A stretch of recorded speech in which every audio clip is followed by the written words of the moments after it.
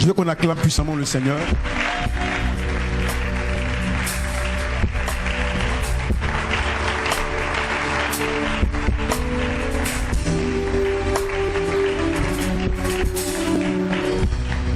Gloire à Dieu. Alors rapidement, merci de vous asseoir. Alors j'ai vu que le thème est centré sur la personne du Saint-Esprit et sur ses œuvres. Donc je pense que le premier jour, la sagesse voudrait qu'on puisse vraiment faire une introduction, parler de qui est le Saint-Esprit et surtout montrer l'enjeu de la Pentecôte pour ce 21e siècle. Donc on va rapidement en 3 à 5 minutes parler d'abord du Saint-Esprit et après vous donner le message que j'ai dans le cœur pour vous. Amen, amen. Rapidement, je veux qu'on se pose la question, qui est le Saint-Esprit? On va prendre le livre de Éphésiens, le chapitre 4. Éphésiens chapitre 4, le verset 4. Déjà, une première chose, c'est qu'on n'a pas perçu que le Saint-Esprit est une personne. Il y a d'autres qui disent personnalité. Bon, c'est vrai, une personne a une personnalité, mais le Saint-Esprit, c'est une personne. Ce n'est pas une personnalité. Et ça, il ne faut pas qu'on le dise parce qu'on a une expérience. C'est l'erreur que nous faisons le plus souvent. Il faut qu'on le dise parce que c'est écrit. Et c'est pourquoi chaque mot qu'on va prononcer, chaque parole qu'on va donner ici, on va soutenir cela avec des passages bibliques, de sorte que demain, vous soyez capable de dire non ou de dire oui, mais sur base des Saintes Écritures. Alléluia. La Bible dit en Jean le chapitre 5, le verset 39 au verset 40. C'est un passage qui est très puissant. Jean 5, vous sondez les Écritures parce que vous pensez avoir en elles la vie éternelle. Voilà. Ce sont elles qui rendent témoignage de moi. Ce passage est en train de dire que la Bible ne parle pas d'Abraham, quoique le nom d'Abraham soit écrit. La Bible ne parle pas d'Élisée, de Moïse, de Jean-Baptiste, quoique tous ces personnages sont inscrits dans la Bible, non. Mais la Bible dit tous ces personnages, lorsqu'on les sonde, elles rendent témoignage de la personne du Christ. En fait, là, le débat, il est clos. Donc, un vrai prophète, son exercice, c'est de sonder en quoi est-ce que Abraham rend témoignage de Jésus-Christ. En quoi est-ce que tous les prophètes de l'Ancien Testament rendent témoignage, c'est tout. Alléluia. C'est pourquoi la Bible dit l'esprit de la prophétie, c'est le témoignage du Christ. Un vrai prophète, c'est un enseignant. Ce n'est pas celui qui a un don de parole de connaissance. Ce n'est pas celui qui a un don de voyance, un don de vision. Non. Non, non, non. C'est pas ça. Amen, amen. Sinon, tous les féticheurs seront des prophètes. Hein? Voilà. Mais un vrai prophète, c'est un enseignant. Il n'est pas enseignant parce qu'il a l'art de parler, non. Il est enseignant parce que sa vie est toute une prophétie. Voilà. C'est-à-dire, dans la parole de Dieu, un prophète, tout mouvement d'un prophète, c'est un message. Il pleure, il prophétise comme ça. Il mange, il prophétise, il dort. Mais il faut comprendre le langage. Parce qu'en vérité, il y a ce qu'on appelle la prophétie, le prophète et le prophétique. C'est-à-dire, le prophétique, il est pour tout le monde. Le pasteur est prophétique, l'apôtre est prophétique, le docteur est prophétique, l'évangéliste est prophétique, la prophétie, le pasteur peut l'exercer, le peuple est prophétique, même celui qui est nouveau baptisé est prophétique, même celui qui n'est pas même nouveau baptisé, qui passe devant l'église, qui nous fréquente de temps en temps, il est prophétique. Mais tout le monde n'est pas prophète. Par contre, tout le monde peut être doté de la capacité de prophétiser, avoir le don de la prophétie. Donc c'est vraiment des vérités qu'il faut partager, il faut apporter plus de lumière pour avoir de discernement. Mais ce n'est pas l'objet aujourd'hui.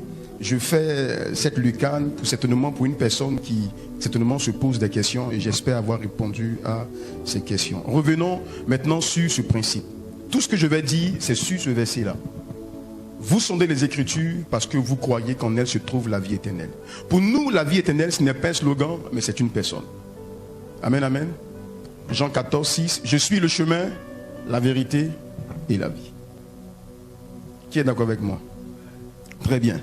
Donc, tout ce qu'on va faire, c'est de prouver par les Saintes Écritures que nous parlons de la vie éternelle, la personne du Christ. Donc, ce que Dieu nous donne comme instruction, c'est de rendre témoignage de lui en parole et en acte. Ce qui fait qu'on peut démontrer par les Saintes Écritures. Et si on a en face de nous un besoin de guérison, d'orientation, on exerce. mais ce n'est pas la motivation première. Vous voyez, ce n'est pas pour dire non, j'ai un don, je suis capable, non. C'est-à-dire, il faut que ma vie, sans même que j'ouvre la Bible, rende témoignage de la personne qui m'a sauvé, la personne à qui j'appartiens, la personne pour qui je vis. C'est-à-dire, il faut qu'on parte à l'essentiel. Tout ce qui est à côté, c'est susceptible de nous éloigner du Christ. Il faut qu'on parte. Les choses sont simples. C'est nous qui les avons compliquées par beaucoup d'effets, beaucoup de... Amen, amen. Éphésiens, le chapitre 4, le verset 4, nous donne une réponse sur qui est l'Esprit de Dieu. Éphésiens 4, la Bible dit, il y a un seul corps, un seul esprit, comme aussi vous avez été appelés à une seule espérance par votre vocation. Donc un seul corps, un seul esprit. Qu'est-ce que ça veut dire? Ça veut dire que tous les noms que vous avez de la personne du Christ, ce sont des appellations. Par exemple, quand on parle de l'esprit de sagesse, c'est le Saint-Esprit. L'esprit de force, c'est qui? C'est le Saint-Esprit. L'esprit de gloire. Donc ça veut dire, même quand on dit il y a 7 esprits, il faut faire attention. Il faut faire attention. Ce n'est pas 1, 2, 3, 4, 5, 6, 7. C'est le même esprit.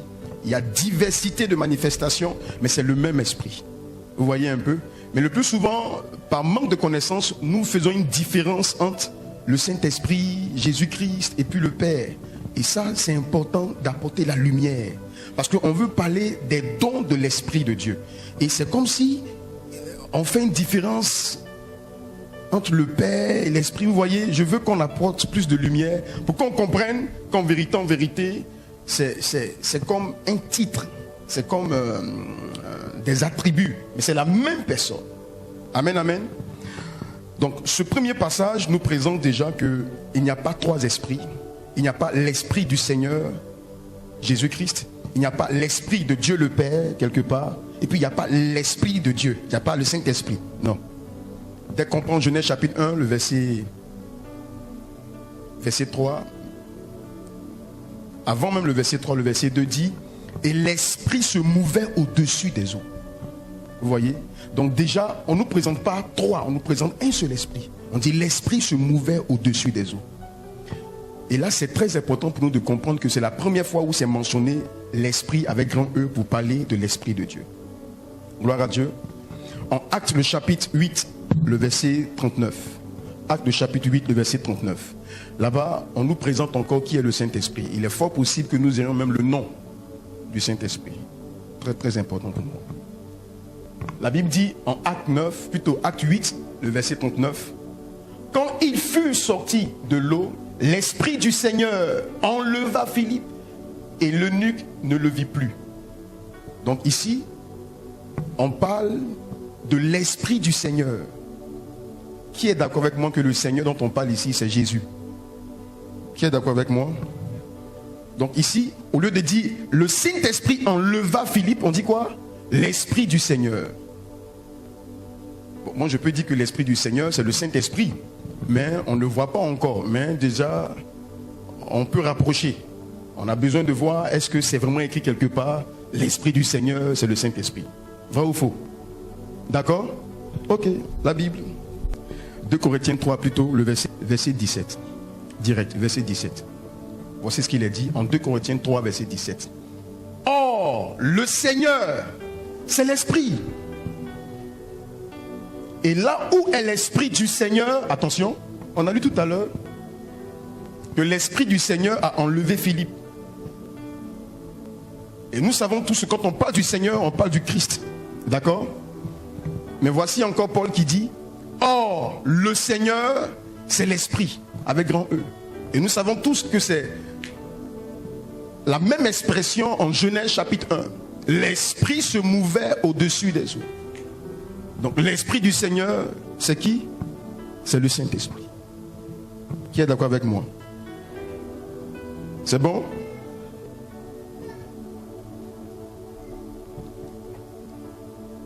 Alors déjà, avec ces 2 passages, nous comprenons qu'en fait, il n'y a pas 3 esprits. Donc quand on parle de l'Esprit du Seigneur, on parle de l'Esprit de Jésus. Donc quand on parle du Saint-Esprit, on parle de qui? Si tu es d'accord, fais comme ça. C'est important, hein, parce que je viens juste pour rendre témoignage. Ça, c'est pas moi. Je veux dire, c'est écrit noir sur blanc. J'ai pas ajouté. J'ai lu comme vous. Voilà, j'ai demandé au Seigneur de quoi je parle. Il dit, oh, tu parles que du Saint-Esprit. Présente-moi d'abord. Enlève toutes sortes. Et puis, le reste, je vais faire. Donc, je fais d'abord ce qu'il me dit. Il faut qu'on sache de qui nous parlons. Donc, quand on parle du Saint-Esprit, on parle de qui? On parle de Jésus. Alors, quelqu'un va se dire, mais est-ce qu'on parle du Père? Très bien. Allons-y. Acte chapitre 16. Verset 5 au verset 7. Acte chapitre 16, verset 5. Les églises se fortifiaient dans la foi et augmentaient en nombre de jour en jour. Verset 6. Ayant été empêchés par le Saint-Esprit d'annoncer la parole dans l'Asie, ils traversaient la Phrygie et le pays de Galatie. Ayant été empêchés par qui? Par qui? Par le Saint-Esprit. N'est-ce pas? Verset 7. Arrivé près de la Mysie, ils se disposaient à entrer en Bithynie. Mais l'Esprit de Jésus, attention, cette fois-ci on met le nom. On ne dit plus l'Esprit du Seigneur. En principe, on doit répéter, et l'Esprit Saint ne le leur permit pas.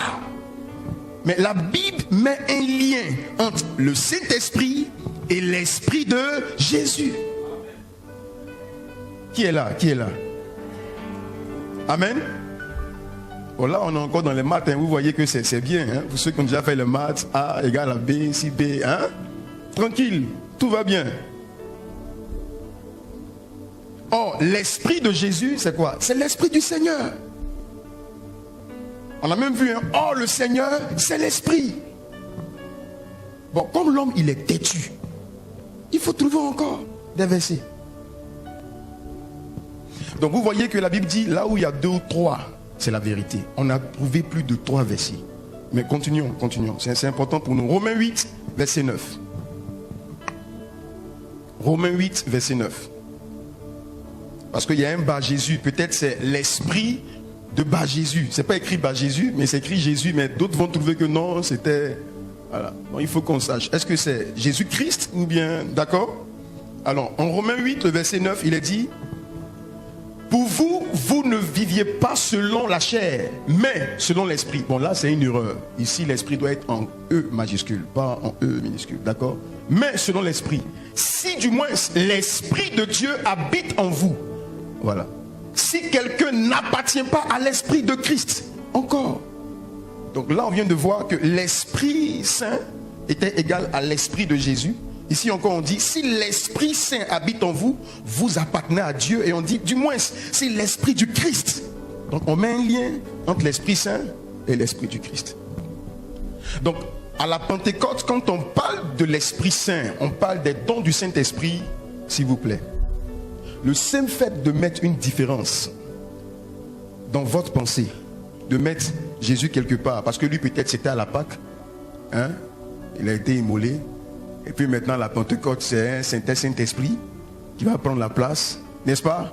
Alors, depuis des années et des années, il y a des communautés qui vivent et qui voient les choses comme ça. Bon, qui reconnaît que, effectivement, c'est comme ça qu'ils voyaient les choses en son temps? Non? Qui reconnaît que, bon, il n'arrivait pas... Ou bien qui vient d'être éclairé, qui voit maintenant qu'il y a plus de lumière, qui a plus de lumière ce soir? Peut-être tu le savais, mais tu n'avais pas des versets comme ça aussi clairs. Qui maintenant est éclairé? À qui ça fait du bien ce soir? De voir qu'effectivement, c'est la Bible même qui le dit. C'est pas l'expérience d'un grand prophète qui vient des États-Unis, d'un homme qui a déplacé des montagnes, quelqu'un qui a 25 ans, qui voit que c'est pas une question d'expérience. Mais il est écrit. Amen, amen. C'est bon? Alors, est-ce que l'Esprit de Christ date du Nouveau Testament? D'ailleurs, le Nouveau Testament, ça commence à quel moment? Le Nouveau Testament ne commence pas à la naissance de Jésus. Le Nouveau Testament ne commence pas en Matthieu. Non, Matthieu, il est dans l'Ancien Testament encore. Le Nouveau Testament commence par Actes des Apôtres. Le Nouveau Testament commence à la mort et à la résurrection de Jésus. Vous voyez comment c'est subtil? Ça veut dire que Jésus, il est né dans l'Ancien Testament, dans l'Ancienne Alliance, pour annoncer la Nouvelle Alliance. Mais pour vivre dans la Nouvelle Alliance, il faut qu'il nous donne son esprit. Et cette fois-ci, il y a une différence. Il nous donne son esprit maintenant sans mesure. Qui est là? Dans l'ancienne alliance, c'était réservé à certaines personnes. Le roi, parfois, mais surtout les 11 serviteurs, les prophètes, parfois le prince, sacrificateur. Ce n'était pas sur tout le monde. Même le roi Saül, il fallait qu'il soit dans une atmosphère prophétique pour qu'il puisse avoir l'esprit et prophétiser. Or, le Nouveau Testament, le prophète Joël dit au chapitre 2, le verset 28, « Je répandrai de mon esprit sur toute chair. » Donc il y a des prophètes même qui ont vécu ça en extase. La question qu'on se pose, est-ce que l'esprit dont on parle date du Nouveau Testament ou il a toujours existé? 1 Pierre, le chapitre 1, le verset 10 au verset 11. 1 Pierre 1, verset 10 au verset 11. Alors la Bible dit, les prophètes qui ont prophétisé touchant la grâce qui vous était réservée. Donc la grâce même ne date pas du Nouveau Testament. Qui est d'accord avec moi? Qui reconnaît que la grâce existe avant le Nouveau Testament? La grâce existait dans l'Ancienne Alliance. Alors le premier témoin qui nous a fait entendre ce mot, la grâce, c'est Noé. La Bible dit, mais Noé trouva grâce. Ça suffit pour dire que la grâce n'a pas attendu la Nouvelle Alliance. Elle existait, mais elle était réservée, elle était sélective. C'est pas qui est là? Qui est là? Très bien. Là maintenant la Bible nous dit que l'esprit de Christ existait depuis. On dit les prophètes qui ont prophétisé touchant la grâce qui vous était réservée ont fait de ce salut l'objet de leur recherche et de leur investigation. Verset 11, la Bible dit maintenant au verset 11, voulant sonder l'époque et les circonstances marquées par l'esprit de Christ qui était en eux. Ah, donc l'esprit de Christ était dans l'ancienne alliance. Ça veut dire qu'en fait, l'esprit qui animait Élie, ce n'était pas l'esprit d'Élie qu'on a en guillemets, non. C'était l'esprit de qui? Très bien. Donc l'esprit qui animait Moïse, ce n'était pas l'esprit de Moïse. Pour parler de l'onction de Moïse, c'était l'esprit de qui? Très bien. Donc arrêtez de chercher l'onction d'Élie, l'onction de Moïse, de qui encore? Génération Josué. Ce sont des bêtises. Ce sont des bêtises. Je vous assure, ce sont des bêtises. Et l'ennemi a réussi à tromper plusieurs générations comme ça. Amen, amen. Vous voyez, c'est l'esprit de Christ. La différence, il ne demeurait pas en eux. C'est tout. Il vient, il travaille, et puis il s'en va. Il vient, il travaille, et il s'en va. Et il vient sur eux parce qu'ils sont oints. Qui est là? Qui est là? Il vient sur eux, pourquoi? Parce qu'ils sont oints. Il dit d'ailleurs, l'esprit du Seigneur est sur moi, car il m'a oint. D'accord? Là, on vient de toucher quelque chose qui est très important. C'est-à-dire, on vient de voir que l'Esprit de Dieu ne date pas de la nouvelle alliance, mais l'Esprit de Dieu, depuis l'ancienne alliance, se manifestait. Donc quand on parle de l'esprit des prophètes, on parle de quel esprit? Je veux qu'on prenne encore Romains. Romains 8, on n'a pas pu développer Romains 8, 9. Romains 8, 9, on dit l'esprit de Christ, si quelqu'un, voilà, si l'esprit habite en lui, voilà, ne lui appartient pas. Maintenant, suivez, descend, le verset 10. La Bible dit maintenant, verset 10, voilà. Et si Christ est en vous, voilà, c'est-à-dire, qui est là? Parce que moi, ça me donne la joie. Ces genre de choses-là, je vais dire, on n'a pas besoin de crier dans les rues. On n'a pas besoin de... D'accord? Qui est là? On dit si Christ habite en vous. Bon. En tant que qui va habiter en tant que qui? En tant qu'esprit. Habite en vous. Le corps, il est vrai, est mort à cause du péché. Mais l'esprit est vie à cause de la justice.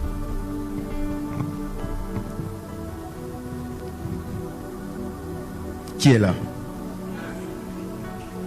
Le vrai problème,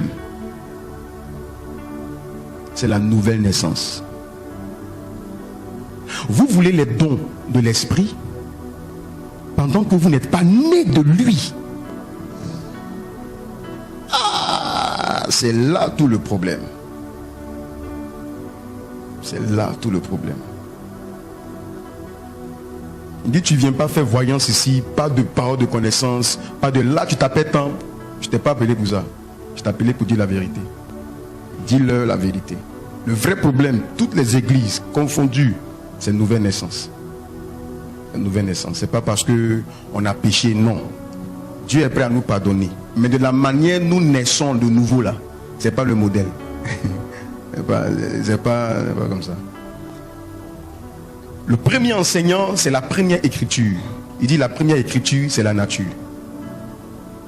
Il dit si tu n'as pas ta Bible, tu n'as qu'à observer la nature. Ça, c'est ce que moi j'ai écrit. Elle est éternelle. La nature va passer, mais tu verras que c'est moi qui écris la nature. Ça, c'est mon écriture. La nature parle de moi. C'est pourquoi l'apôtre Paul dit la nature ne vous enseigne-t-elle pas? Alors, je prends un exemple. Nous sommes en Jean le chapitre 12. Le verset 21 au verset 22. Déjà le verset 21, là-bas c'est... Voici quelqu'un que tout le monde veut voir parce qu'il est extraordinaire. Il fait des signes, des miracles, tout le monde veut le voir. Et il y a des personnes élevées en société qui vont demander un rendez-vous. Et voilà comment il va répondre. La Bible dit, avant ça, le verset 20, on va voir qui s'adresse à Philippe. Rapidement, le verset 20.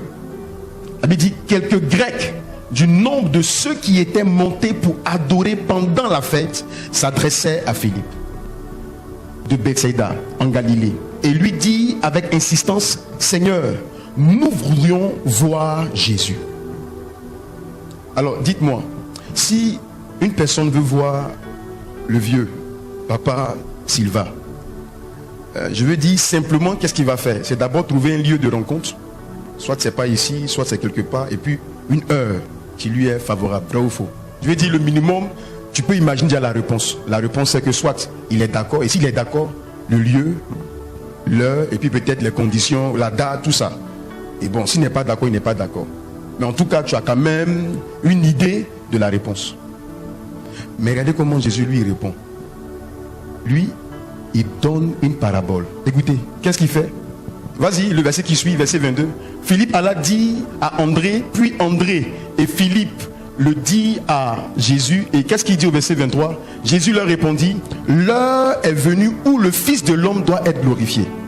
C'est-à-dire, toi, on dit on veut te voir. Est-ce qu'on peut te voir? C'est-à-dire, homme de Dieu, est-ce que vraiment on veut te voir? On a des besoins. Est-ce qu'on peut te voir, homme de Dieu? Sa réponse là, c'est l'heure.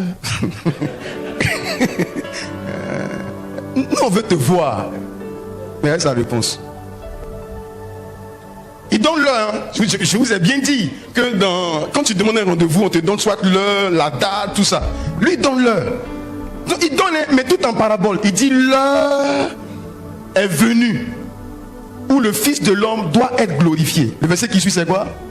En vérité, je vous le dis, si le grain de blé qui tombait en terre ne meurt, il reste seul. Mais s'il meurt, il porte beaucoup de fruits. Mais on veut te voir. Quel est le lien avec le grain de blé? Voilà. Vous voyez? Vous êtes sûr que si un prophète répond comme ça aujourd'hui, on va trouver qu'il est humble? Il y a longtemps qu'on a vu qu'il est orgueilleux. On dit, mais lui, il se prend pour quoi? Il pense que quoi? Mais en vérité, il a tout dit dans cette réponse. Tout le problème, c'est l'esprit qu'il faut pour comprendre ce qu'il dit. C'est-à-dire, ça c'est un langage, mais pour lui, Jésus, si tu as son esprit là, c'est comme par exemple l'ethnie que tu parles. Hein? Peut-être soit tu es gourou, si tu parles en gourou, même si tu fais un proverbe en gourou, en tout cas, celui qui est gourou, il va comprendre. Vous voyez un peu? Voilà. C'est vraiment un langage. C'est sa vie. Mais il a tout dit. C'est ce que la Bible dit. La Bible dit, si vous sondez ce qu'il a dit là, il parle de lui. Or, quand on sonde, on trouve quoi? La vie. Est-ce que vous voulez qu'on sonde ce passage-là? Qui est là? Qui est là? Amen. Je suis en train d'introduire mon thème. J'ai fini de présenter le maître qui va m'étudier tout à l'heure. C'est Jésus, c'est le Saint-Esprit, c'est le Père. Mais tout à l'heure, le cadeau qu'il a pour vous, en fait, si on arrive... Parce que là, on va ouvrir une porte. Nous sommes actuellement où ça? En Jean, n'est-ce pas? Mais si on ouvre la porte, on sera quelque part. On l'ouvre ou pas? Bon, je reviens encore. Je vais vous montrer encore une autre vérité. Juste l'importance de savoir ouvrir les portes. Dans la Bible, il y a une histoire où tous ceux qui étaient autour d'un roi devaient apporter l'interprétation d'un rêve que le roi a oublié. Qui est là? Il s'appelle Nabuchodonosor dans d'autres versions. Il s'appelle Nabuchodonosor dans d'autres versions. Mais il a fait un rêve. Tout ce qui est mage, conseiller, premier ministre, tous ceux qui sont autour de lui, leur vie, leur suivi se trouve dans l'interprétation de lui son rêve. C'est-à-dire que lui il rêve et puis toi ta vie qui est là même, je ne sais pas qui est là, ta vie est en danger. C'est-à-dire quand lui il dort, toi tu pries pour ne pas qu'il fasse un rêve ou bien qu'il fasse un bon rêve. Vous imaginez si on a des rois on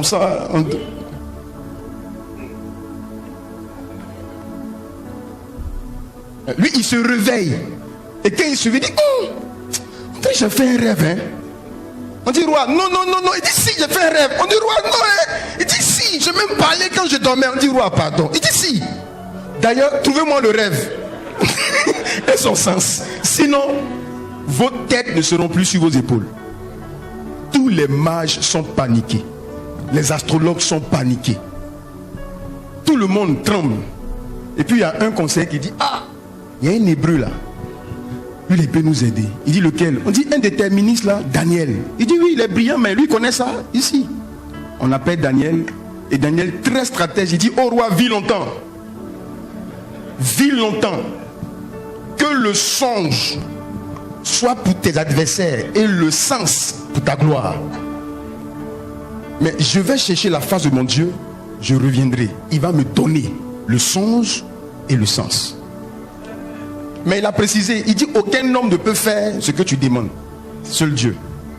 Ça veut dire que moi, je ne peux pas interpréter le passage là. Pourquoi? Parce que le sens de Dieu, c'est sa parole. Interpréter la parole, c'est interpréter un songe. La seule personne qui peut interpréter un songe, c'est qui? C'est Dieu. Donc la parole de Dieu, c'est quoi? C'est le rêve de Dieu.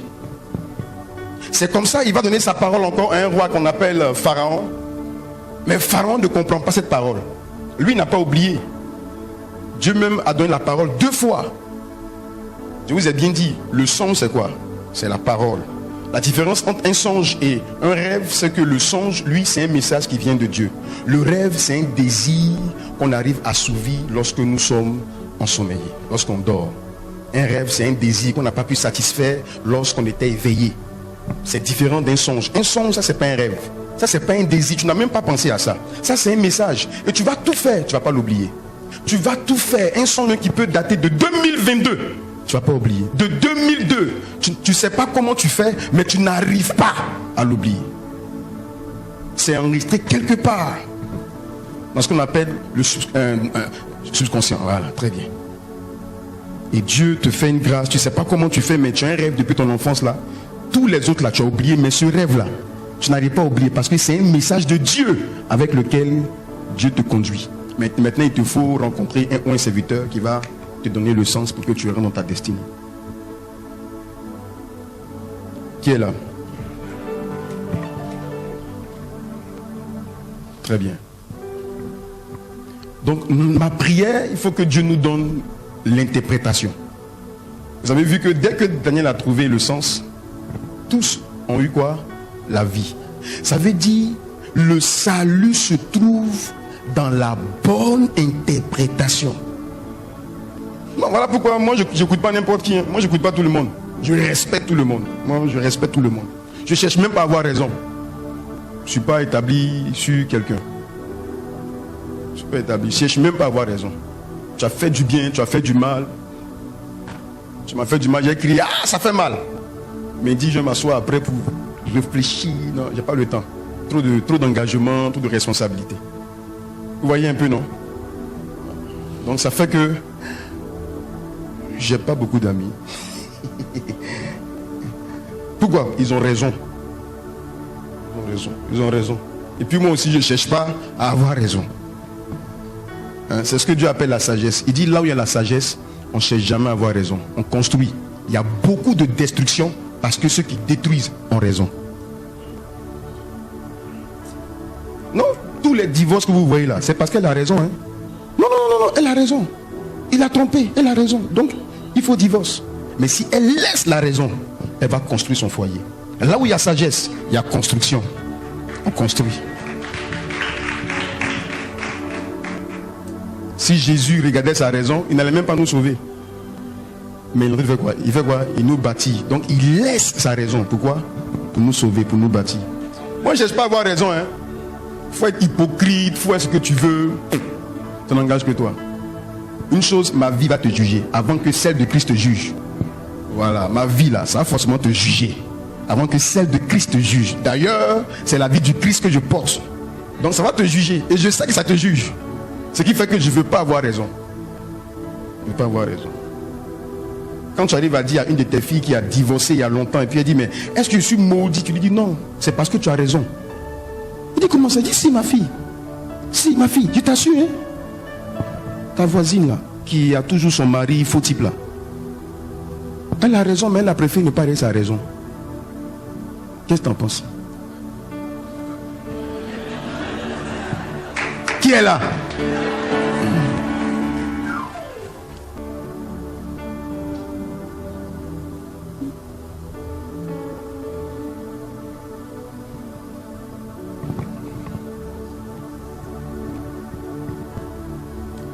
Si le grain de blé qui tombait en terre demeure, il reste seul. Mais nous sommes dans le jardin d'Éden. Qui est là? De vous montrer? C'est qui le grain de blé? Mais le grain de blé, c'est Adam. Regardez le mouvement. Dieu forma Adam et Dieu posa Adam dans le jardin. Et la Bible dit, il n'est pas bon que Adam soit seul. Si le grain qu'on a posé dans le jardin reste seul, c'est pas bon. Qui a dit c'est pas bon que le grain reste seul? C'est Dieu. Pourquoi c'est pas bon? C'est pas bon parce que il ne porte pas beaucoup de fruits. Pour porter beaucoup de fruits, il faut que le grain meure. Qui est là? Ah, donc si le grain qui est tombé, ça veut dire pour tomber, il faut être en haut.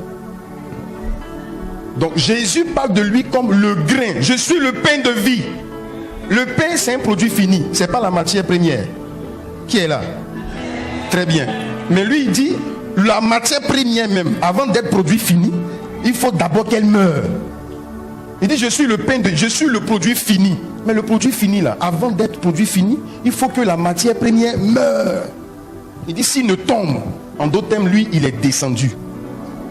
Pour qu'il porte beaucoup de fruits, c'est qui les fruits? C'est vous et moi. Pour que nous soyons là, s'il ne meurt pas, c'est pas bon. Vous voulez me voir, mais vous êtes des morts. Moi, je suis vivant. Il répond, il dit, vous ne pouvez pas me voir tant que vous êtes mort. Moi, je suis vivant. On précise, ce sont des Grecs, c'est-à-dire, eux, ils ne sont pas hébreux, ils sont loin. D'accord? Donc, s'ils sont loin, le grain, c'est ceux qui sont proches du grain qui peuvent voir le grain. Ceux qui sont loin, ils doivent attendre d'abord que le grain devienne un arbre. Or, avant que le grain devienne un arbre, il faut que le grain meure et qu'il gemme. Il dit, vous, le rendez-vous là, c'est quand je serai un arbre et que mes feuilles vont guérir les nations. C'est alors qu'on aura le rendez-vous. Parce que les Grecs représentent les nations. Il dit, pour le moment, on ne peut pas se voir. Vous voulez me voir, mais non, votre heure n'est pas arrivée parce que vous êtes dans la 4e phase où on dit les extrémités de la terre. Mais pour que j'arrive là-bas, il faut que le grain que je suis meure. Qui est là? Regardez comment c'est caché. Et pour ça là, il faut don du Saint-Esprit. C'est pas parler en langue. Non, non, c'est don. Vrai don.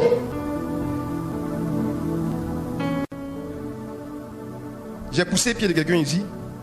J'ai donné le nom de quelqu'un. Mais regarde comment tu es éclairé. Non, quand j'ai pas donné le nom de ta soeur là, et puis j'ai centré sur Jésus, regarde quand toi-même tu es motivé à chercher à connaître qui? Jésus.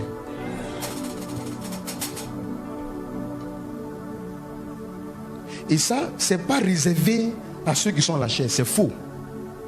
C'est réservé à, c'est l'appel de tout le monde. Le problème, comme on ne vous dit pas ça le plus souvent, donc vous ne cherchez pas. Or, vous cherchez l'argent. Vous cherchez les stratégies. E-commerce, e-marketing. Il y a un truc maintenant qu'on fait là, où on a des... un chat, voilà, chat, on peut même... Intelligence artificielle, très bien. Non, il y a un système de pyramide là, comment on appelle ça? Marketing de réseau. Très bien. Même ceux qui n'ont pas fait les cours de marketing peuvent expliquer le marketing de réseau. Pourquoi? Parce qu'elles ont cherché, elles ont trouvé. Les systèmes de nos amis là, on s'appelle ça QNet et autres. Comment on appelle ça encore? Forever, très bien. Forever. Longrich.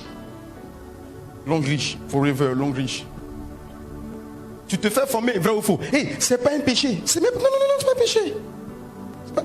La Bible dit tout ce que ta main trouve à faire, fais-le. Donc c'est recommandé par Dieu. Mais regarde, pourquoi tu es motivé pour faire ça?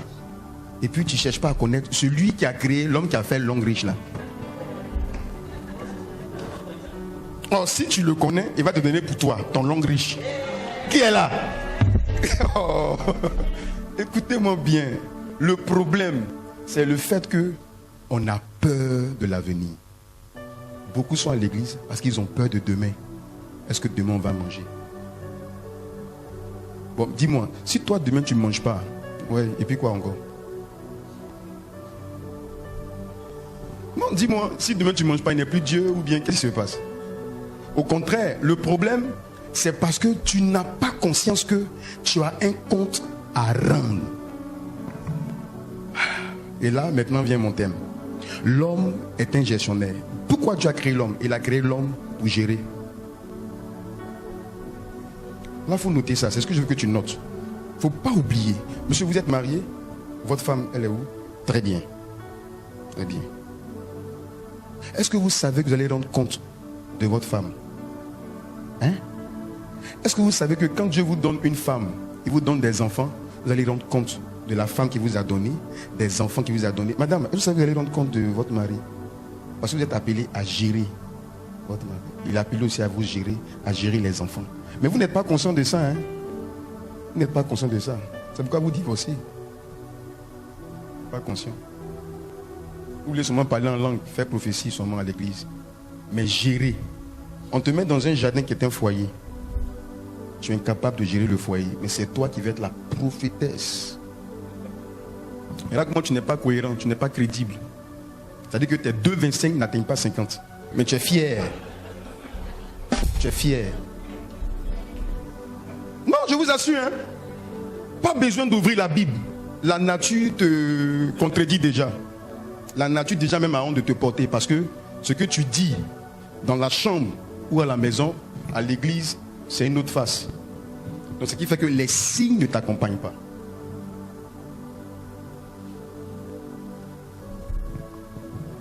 Tes enfants, le jour où tu vas prendre conscience que tu vas rendre compte des enfants. Non, Dieu a établi Adam dans le jardin, pourquoi? Pour gérer. Comment? On dit cultiver et quoi? Garder. C'est à cause de cette tâche que Dieu lui a donné une femme. Bon, toi, tu n'as pas un jardin, mais tu veux femme. Il faut qu'on prie pour toi. C'est la soeur qui chante à l'église là, celle qui chante là, c'est elle que toi tu veux. D'accord? Où est ton jardin? Quel est le jardin que tu cultives, que tu gardes? Parce qu'elle elle vient pour être une aide dans le jardin dans lequel Dieu t'a établi. Où il est? Ton domaine d'activité, c'est quoi? Là où maintenant je vais attirer votre attention, c'est le fait qu'on a beaucoup parlé des dons du Saint-Esprit, mais seulement pour la tribu de Lévi.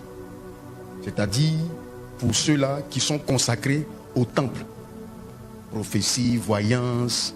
Mais beaucoup ne savent même pas qu'il y a don pour créer voiture, pour créer avion, pour construire route. Ils ne savent pas que ça, là, c'est don du Saint-Esprit. Pour eux, c'est pas un. Donc, Pentecôte, là, on va faire que crier au lieu de parler comment on va créer nos applications d'intelligence artificielle. Il y a les dons. Il faut qu'on ait maintenant des coiffures qui évangélisent. Non, on va laisser ça aux païens, là. Elles vont faire des coiffures. Chérie, suis-moi. Et ton chéri va commencer à suivre toutes ces femmes-là. À qui je parle ce soir même? Qui est là? Non, ça dit que tu veux pas, tu vas te réveiller. Hein. Je n'ai pas crié sur toi. Là, tu vas te réveiller. Non, parce que les paroles vont te gifler d'une manière. Tu vas comprendre que le Saint-Esprit est descendu sur toi. Sans te froisser les vêtements. Vous êtes bien habillés, j'aime bien vos vêtements. Super.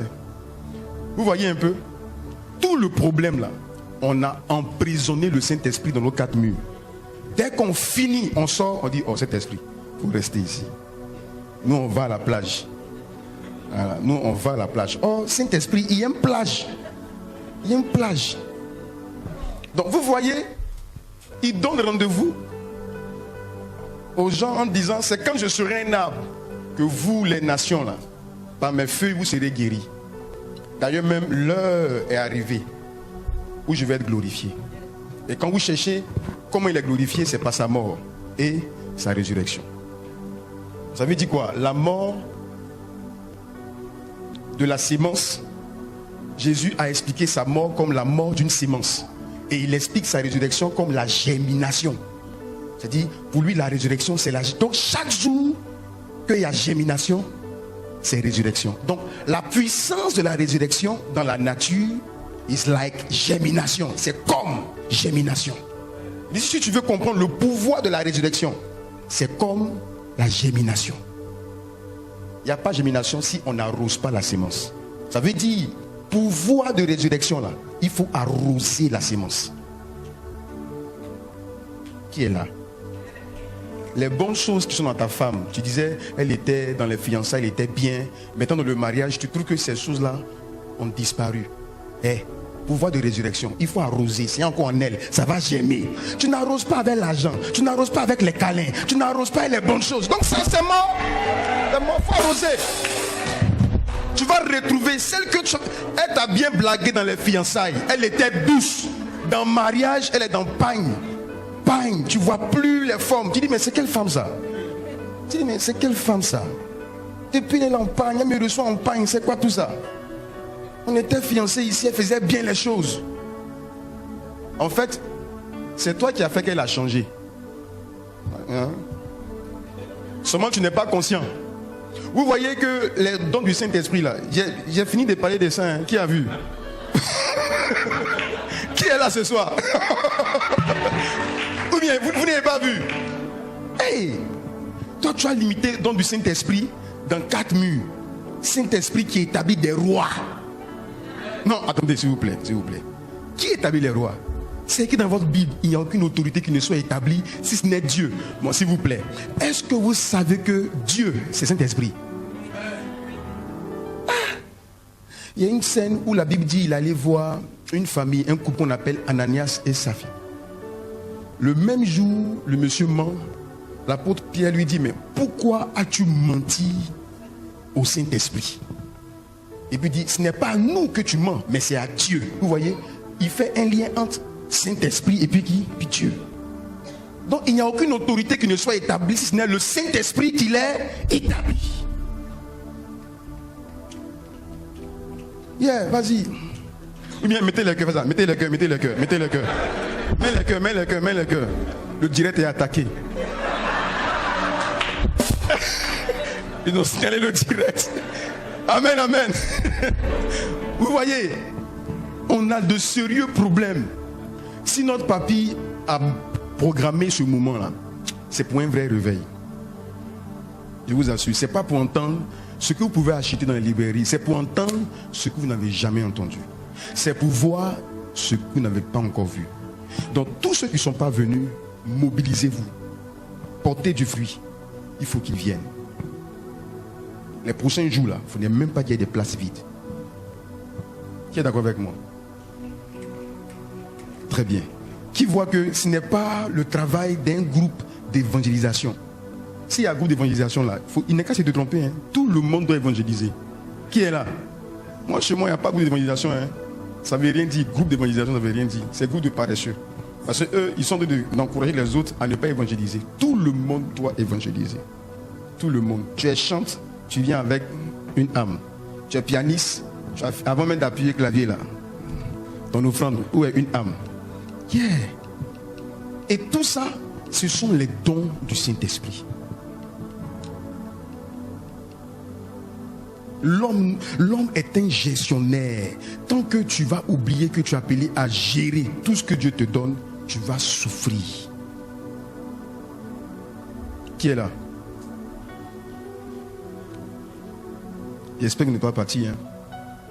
C'est pourquoi dans ces temps, je prêche sur le thème « À celui qui a, on donnera encore ».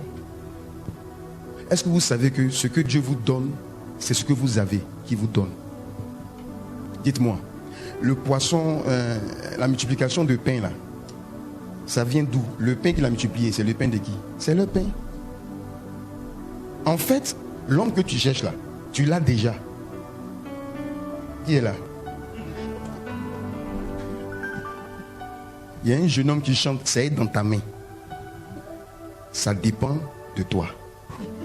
Non, il est prophétique, hein? Il a fini de prêcher votre Bible. Parfois même vous fredonnez en cachette. Mais c'est à vous qui parle. C'est à celui qui a qu'on va donner. Dieu ne va jamais donner à celui qui n'a pas.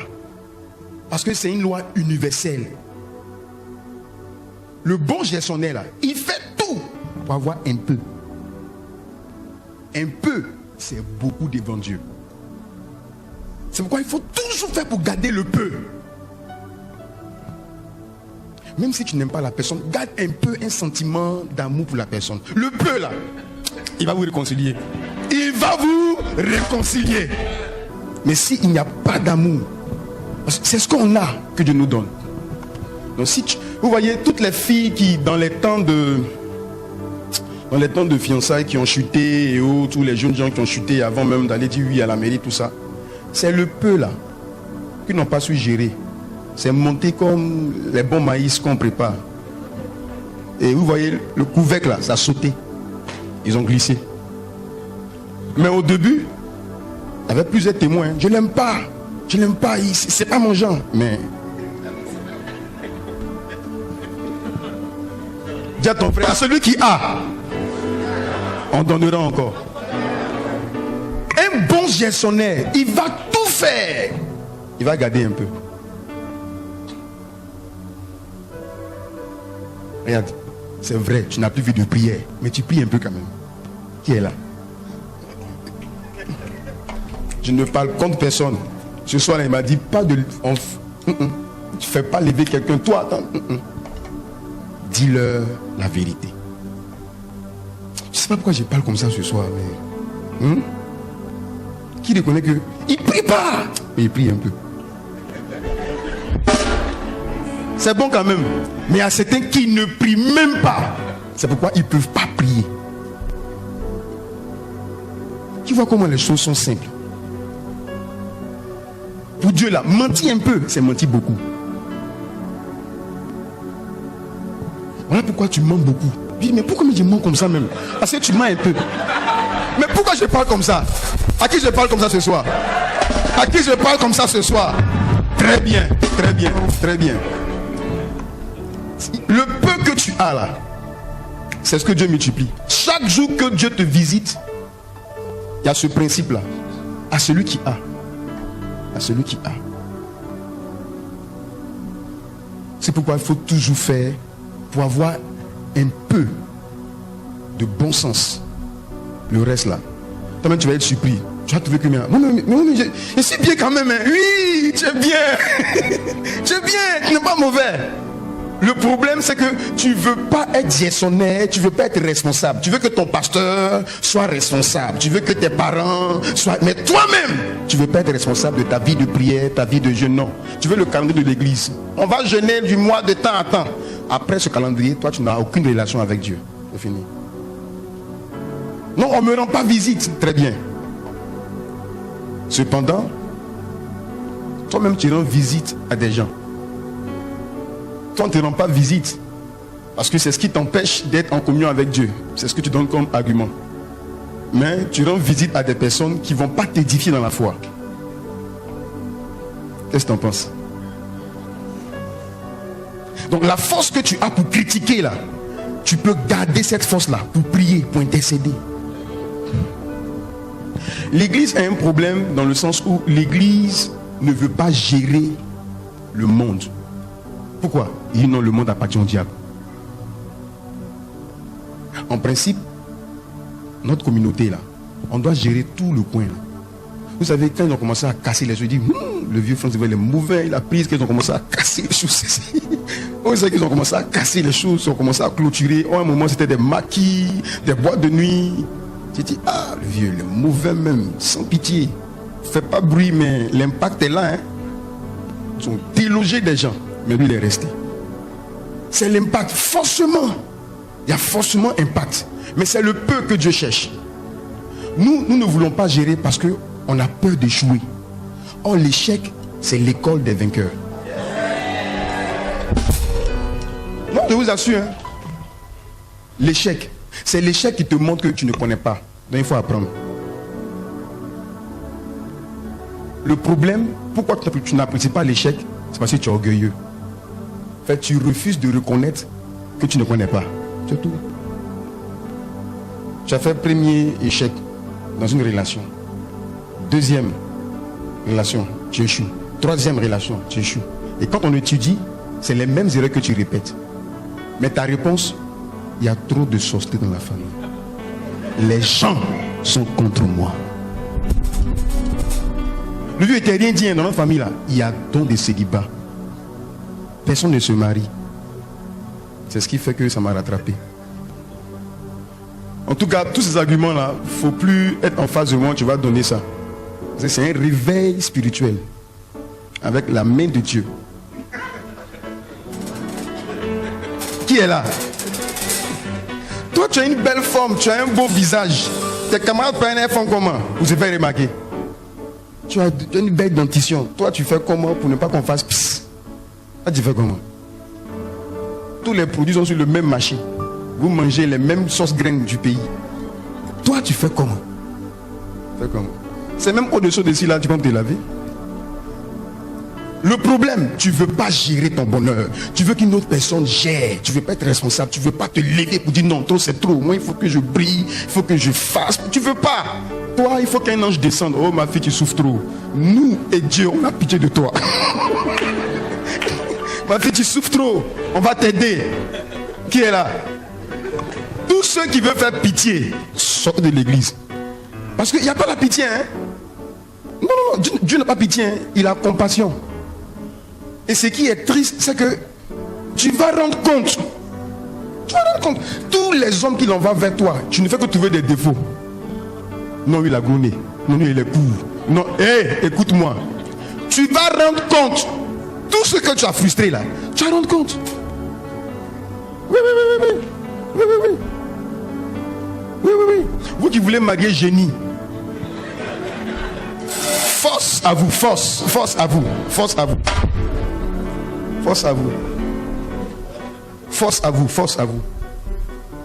Vous qui savez reconnaître les faux types. Lui là c'est un mamailleur. Très bien, toi tu as plus que le don du Saint-Esprit. Toi tu as plus que ça. Le problème c'est que malgré ce don là, ils t'ont mamaillé. S'il vous plaît. Pourquoi je vous parle comme ça? Je vous parle comme ça pour vous dire, vous avez compliqué la chose de Dieu. Oh, elle est simple.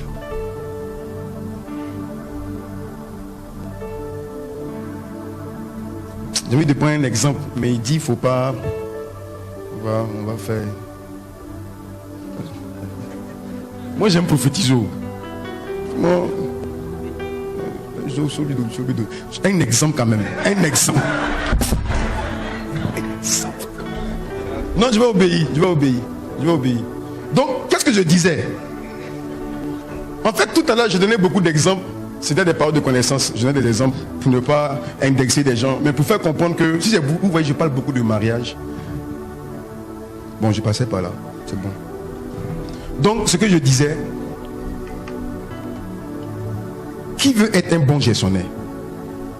Qui a compris que quand on parle de gestion là, c'est pas l'argent seulement.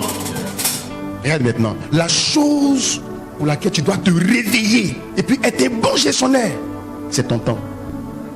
Pourquoi? Parce qu'en vérité, dans le monde spirituel, le temps égale à la vie.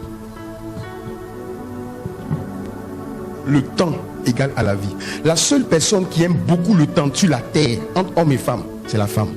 Ah non, non, non, non, c'est la femme qui va te rappeler qu'elle est vieillie. Toi, tu sais que nous sommes en 2024. Toi, tout va bien, dit mon frère. 2024, il vieillit. Elle te rappelle quand elle est en train de finir. C'est-à-dire que son temps finit. La femme va toujours t'amener à prendre conscience que le temps finit. Oh, toi, tu te fais un peu la barbe, couronne, tes cheveux, tu as fait la barbe blanche, tout ça. Elle dit, mon frère, j'ai des rides maintenant. Hein? Je suis dadadi. Tu te tailles même les couronnes, tout ça. Mais je vous assure, le don que nous avons en commun, que nous négligeons, c'est le temps. Les vilaines filles, les jolies filles, elles ont quelque chose en commun, c'est le temps. Les sorcières, les sorciers, les bonnes personnes, elles ont quelque chose en commun, c'est quoi? Le temps. Les mauvaises communautés et les bonnes communautés ont une chose en commun, c'est quoi? Le temps. Bon, toi tu dis que tu as une bonne communauté, mais comment tu gères ton temps? Parce que la mauvaise communauté là, elle arrive à bien gérer son temps pour être toujours mauvaise communauté. Toi c'est ton ou qui est bon là et puis on ne voit pas. Parce que tu gères mal le temps. Voilà pourquoi j'ai pris la peine de m'excuser. Venir en retard, c'est un mauvais signe. C'est is no good. C'est pas bon. Parce que je savais que je devais être là. Qui voit un peu? Non, je vous assure. C'est le temps. Qui se rappelle d'une nourriture qu'il voulait manger, mais il est venu tard, c'est pourri. Hein? Qui se rappelle de ça? Tu dis, oh ça là, il est gardé. Et puis tu n'as pas eu le temps. Le temps est passé. Hey, tu as même oublié. Tu vas, tu regardes. Les odeurs, c'est fini. Qu'est-ce qui a tué la nourriture là? C'est le temps. Le temps est le juge le plus sévère.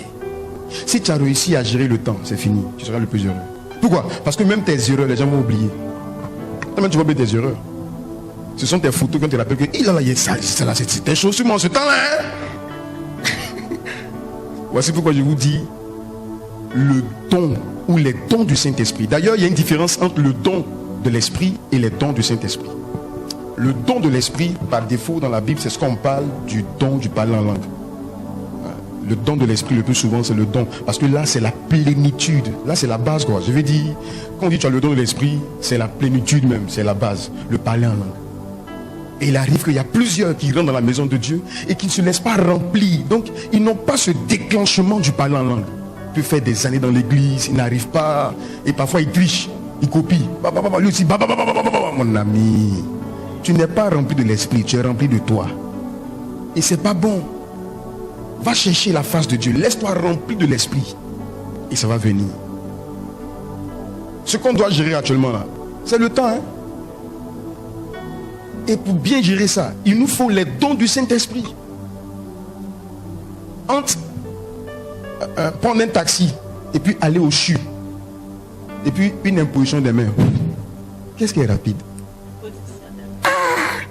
Regarde, d'abord tu gères le temps et puis tu gères un budget. Qui est là? Oh.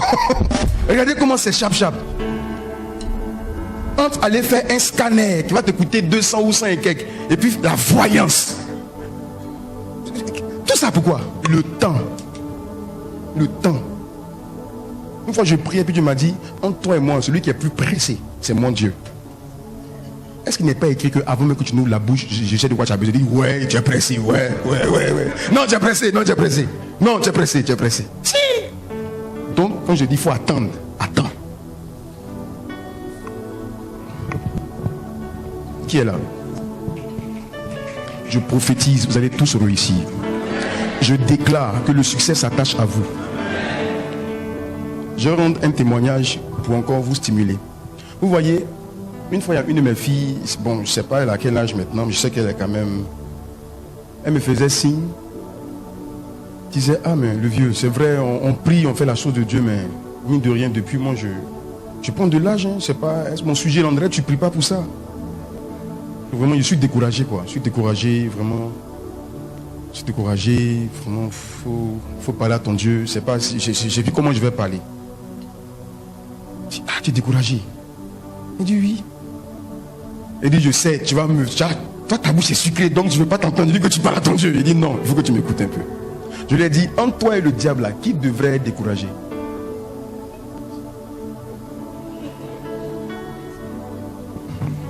Qui est là? Dites-moi qui est là. Dites-moi, entre vous et le diable, qui est la personne qui devait être découragée même? Mais est-ce que vous savez que le gars là, hein? Oh, un gars, c'est-à-dire que tes parents, tes aïeux ne t'es pas encore né. Lui, il a connu des défaite. Lui, depuis qu'il vit là, il échoue seulement. Depuis qu'il vit, il échoue, il échoue, il échoue. Mais il ne laisse pas la faire. Toi, ça fait 2-3, tu es découragé. Déjà. Il dit maintenant, bon, comme peut-être tu ne veux pas regarder ça, allons voir tes ancêtres, les Abraham et autres. Dis-moi, est-ce que tu penses que c'est censé de faire promesse à un homme qui a atteint 100 ans, c'est-à-dire le gars là, même s'il a jeu des reins, même s'il y a chewing-gum dans ses reins, et que l'enfant vient, est-ce qu'il pourra tenir? Il a 100 ans. Est-ce que c'est censé de faire une promesse à un homme qui est au soir de sa vie? Mais si Dieu peut faire promesse à un homme qui a 90... Tu as quel âge ma fille? Elle dit non, je n'ai pas l'âge de... Il dit bon d'accord, mais regarde 99. Et puis toi, arrête de te morfondre. Et puis j'ai ton temps. Le diable te distrait. Il veut que tu prennes ce temps-là pour murmurer contre Dieu, au lieu de prendre ce temps pour chercher des idées, t'embellir, te réaliser, te bâtir, pour que quand l'homme de ta vie arrive, il sait qu'il a une femme capable. Maintenant, si tu veux rentrer dans un foyer pour te faire entretenir, tu as tous les problèmes du monde. Ça, tu as tous les problèmes. Non, non, non, non, non, non, non, non. Si tu rentres dans le foyer pour te faire entretenir, tu as tous les problèmes.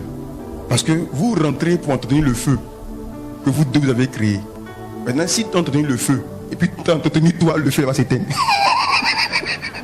Oui, oui, oui, oui, oui. Tu souffres, il souffre. À qui je parle comme ça? Tu ne comprends pas encore.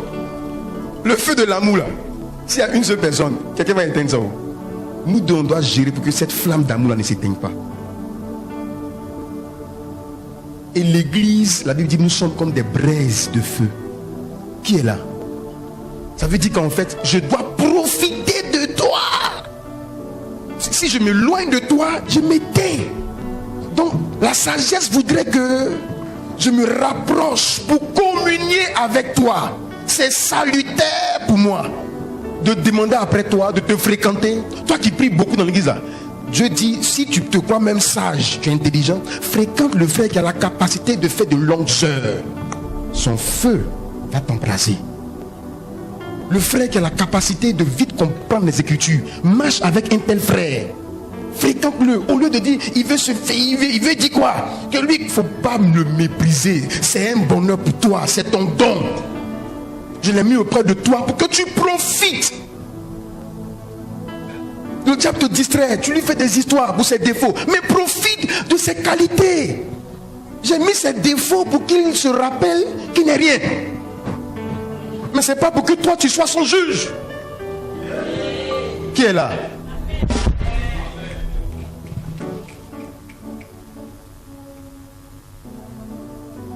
Elle ne sait pas chanter, oui, mais elle a des idées. Elle est dans votre groupe de chante là. Elle peut dégamer, mais elle arrive à savoir que non, ici là, il faut maintenant qu'on fasse comme ça. Il faut qu'on fasse comme ça, mais elle-même, elle ne sait pas le faire. Donc comme elle ne sait pas le faire, tu veux qu'on la rejette. Oh, c'est un pion stratégique. Qui est là?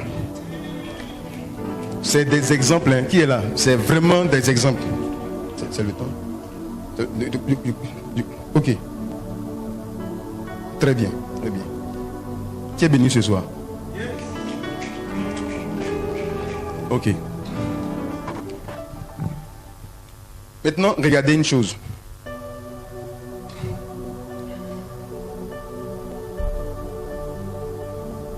La Bible va plus loin pour dire, ceux qui n'ont pas, il leur sera retranché ce qu'ils ont.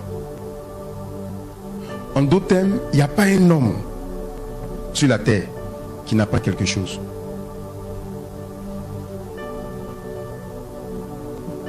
Maintenant, je vais vous dire la vérité. Un défaut, ce n'est pas un défaut. Une qualité, ce n'est pas une qualité. Parce que la qualité que tu as en Côte d'Ivoire peut être un défaut aux États-Unis. Le défaut que tu as en Côte d'Ivoire peut être une qualité aux États-Unis. Tout le vrai problème, c'est ton milieu. Ta terre de destination. Ta terre de gloire. Je dis, la sémence que tu es n'est pas compatible avec la terre où tu as été planté. Donc le défaut, il faut bien analyser. C'est comme ça qu'il y a des personnes remplies de talent dans des communautés où on les tuait.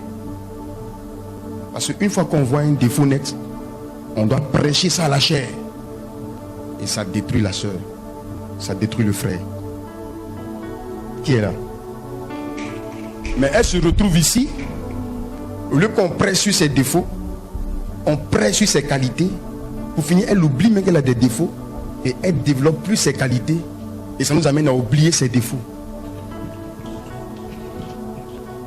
Le vrai problème, après que Dieu te donne quelque chose, là où tu dois faire attention, c'est ton environnement. Ton environnement. Vous savez, une fois, j'ai demandé à l'église 1+1. Vous voyez, la question, c'est une question un peu... On sait déjà, c'est 2. J'ai dit l'histoire de nos ancêtres. J'ai dit, mais nos ancêtres à l'école, là, beaucoup ont arrêté les études parce qu'on les a humiliés en classe. Mais ils avaient raison. Ils avaient raison. Ils quittent au champ avec sa daba, il s'assoit au fond, et puis on met au tableau 1+1. Il lève sa main. Il dit, mais monsieur, 1+1, 12. Tout le monde, oh, on se moque de lui. Oh, il avait raison. On me voit en bizarre actuellement. Là. de vous parler. Alors j'ai pris l'histoire d'un enfant qui étudiait avec ses parents à la maison.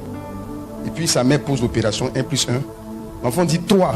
Il dit, mais comment tu peux dire 3? Comment?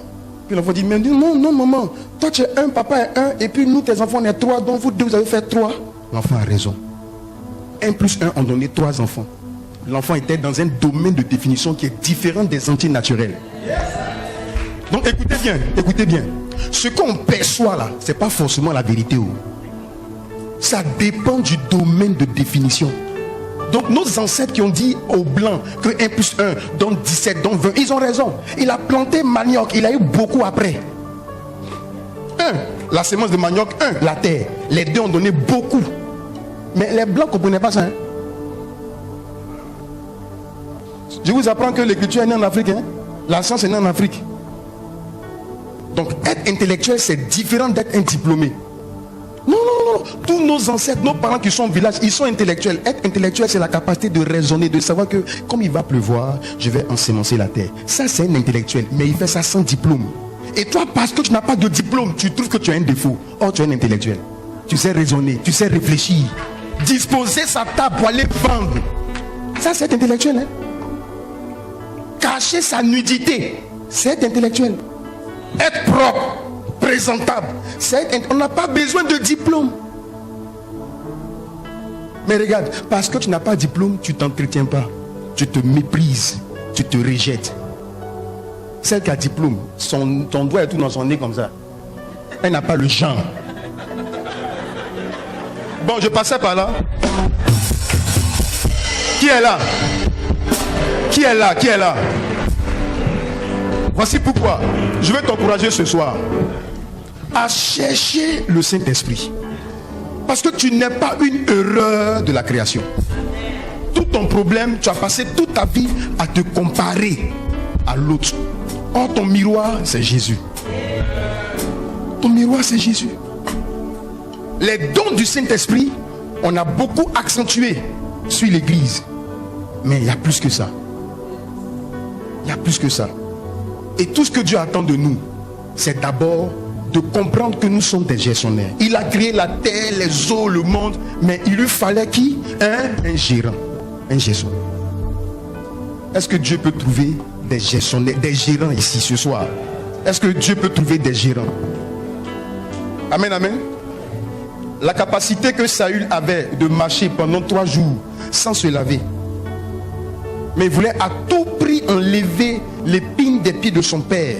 Parce que les ânesses, c'est la richesse de son père. Il n'est pas rentré le premier jour. Il n'est pas rentré le deuxième jour. Même le 3e jour, il ne voulait pas rentrer. C'est le prophète qui lui a dit, arrête de chercher. Mais tu dégages une odeur. Tu ne t'es pas lavé, on dirait. Il dit, oui, bon, c'est bon. Tes ânesses sont retrouvées. Retourne à la maison. Regardez. Il a géré les odeurs pour satisfaire son père. La gestion va te demander des sens de sacrifice. Non, moi j'étais obligé de faire la réunion en route dans le taxi. J'étais obligé de faire croire à mon patron que je suis, mais je suivais au téléphone. Je suis au téléphone. Il dit oui, j'étais bien. On m'appelle. Oui, Gislain, il dit oui, effectivement, je suis tout à fait d'accord, mais je suis dans l'embouteillage. Pour ne pas être en retard, on a fini la réunion, je suis encore dans l'embouteillage. Pour vous dire qu'en fait, quand vous acceptez d'être un gestionnaire, vous prenez pleine conscience de votre responsabilité. Vous voyez les enjeux, vous voyez les tenants, les apôts. C'est-à-dire, vous comprenez mieux la vie. Vous savez que là, vous devez perdre, vous devez jouer qui perd gagne, vous devez perdre ici. C'est mieux de perdre ici pour rapporter. Il faut perdre des nuits. Il ne faut pas prier toute la nuit pour parler en langue. Non. C'est-à-dire, parfois, là, toi-même, tu t'as dit, bon, cette nuit, je ne dors pas. Mais toi, tu ne dors pas pour sur Facebook. C'est ça le problème aussi.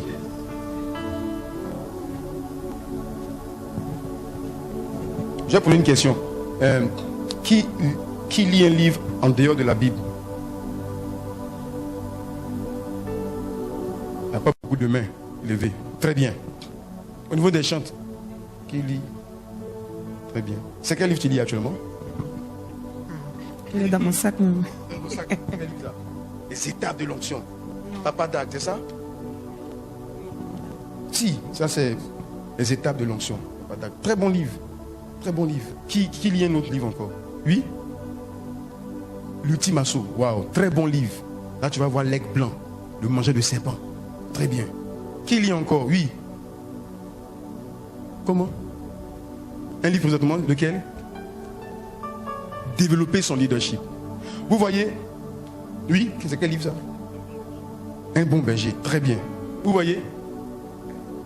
Tout ce que vous êtes, c'est tout ce que vous savez. Depuis là, je vous parle de comment être un bon gérant. Je vous dis d'abord, il faut prendre connaissance que Dieu t'appelle à être un gérant. 2, ton environnement. 3, c'est sur la somme de ce que tu sais là. C'est sur ça que tu prends des décisions. Même si le Saint-Esprit tombe sur toi, si tu ne sais rien, je tiens à vous dire que... Qui est là? Qui est là? C'est pas parce que le Saint-Esprit est sur toi que tu as la connaissance. Hein? C'est comme je vous enseignais l'esprit de conseil. Avoir l'esprit de conseil, c'est pas pour donner conseil. Hein? Non, non, non, non. Esprit de conseil là, il ne t'amène pas à donner conseil au début. Hein? Non. L'esprit de conseil développe en toi l'écoute. Quand quelqu'un a l'esprit de conseil, il parle peu, il écoute beaucoup. Si tu veux savoir qui n'a pas l'esprit de conseil, la personne parle. Ou on ne l'a pas envoyé là. Elle veut dire il n'y a pas esprit de conseil. Oui. Or, esprit de conseil, c'est Saint-Esprit. Esprit de force, c'est Saint-Esprit. Esprit de sagesse, c'est Saint-Esprit. Esprit de connaissance, c'est un esprit de soif. Quand quelqu'un a esprit de connaissance, il a soif. Quelqu'un n'a pas de formation, c'est quand on fait. C'est quoi le thème? Il va même aller chercher avant le jour de la formation. Ça, c'est l'esprit de connaissance qui fait ça. Donc, vous voyez, on ne peut pas parler du Saint-Esprit, des dons du Saint-Esprit. Et puis lui-même, Saint-Esprit, là, on ne le connaît pas. Et qui dit connaître Saint-Esprit doit connaître ses attentes. Ses attentes, c'est que vous soyez des gestionnaires. C'est-à-dire que, qui est là? Lève-toi, fais comme ça. Gestion. Lève-toi. Sinon tu vas rester pauvre, hein? C'est pas bon. La pauvreté, c'est un bon démon. C'est un démon qui enseigne. Il faut gérer. Qui est là? Très bien. Qui connaît de belles femmes qui ont fait beau mariage, tout s'est bien passé, mais elles ne sont pas heureuses? Qui connaît? En principe, tout le monde doit lever sa main. Maintenant, dites-moi, vos camarades qui ne viennent pas à l'église, qui se marient là,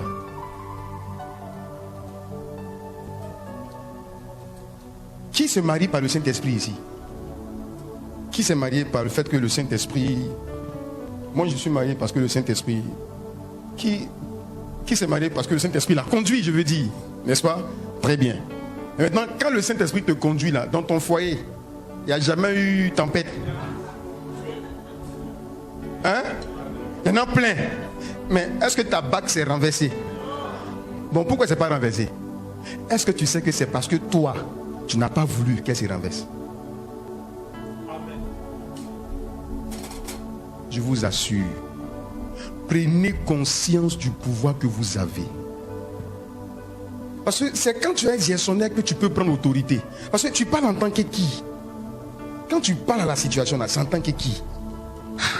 Un gestionnaire, il fait subir, il ne subit pas. C'est-à-dire lui, il agit, il ne réagit pas. Donc un bon gestionnaire, c'est monsieur planification. La planification, là, ça permet d'avoir une bonne vision.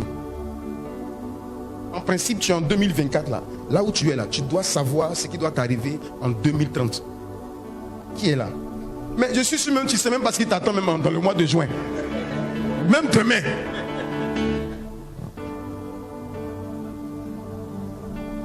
Donc vous voyez, on a l'église, don de guérison. Mais vos amis qui sont dehors là, ils s'asseyent. Et puis ils utilisent les dons du Saint-Esprit naturellement. Et puis ils se projettent. Ils disent, ah, j'ai 25 ans. 2025, il y a l'échéance des élections. Le pays peut basculer. Je n'ai même pas mis une entreprise sur pied. Je n'ai même pas un terrain que j'ai acheté. Ah, j'ai un enfant sous les bras. Je ne me suis même pas prêt. J'ai ce diplôme. Faut que je... C'est-à-dire, le seul fait de s'asseoir, il fait preuve d'intelligence. Celui-là, même s'il ne vient pas dans votre église, Dieu va se révéler à lui. Parce qu'il vient de chercher Dieu. J'étais obligé de taper l'église en disant arrêtez de chercher Dieu en dehors de vous. Parce que votre corps est le temple du Saint-Esprit. Il y a des choses qu'il vous dit sur vous-même. Des choses qu'il vous dit. Il n'a pas besoin de passer par nous les prophètes. Vous-même, il vous parle. Mais comme vous ne voulez pas être des gérants, mais vous voulez être géré, ça fait qu'il est beaucoup attristé. Si tu reconnais que ça t'a manqué, c'est pas que volontairement tu ne voulais pas gérer, mais c'est un aspect, tu n'as pas vraiment fait attention. Je vais t'appeler ce soir, pas à faire une repentance, pleurer, non. Mais vraiment à rentrer en toi-même et puis dire, Seigneur, tu viens de me parler. J'ai compris tes attentes, je me lève. Prie avec moi maintenant.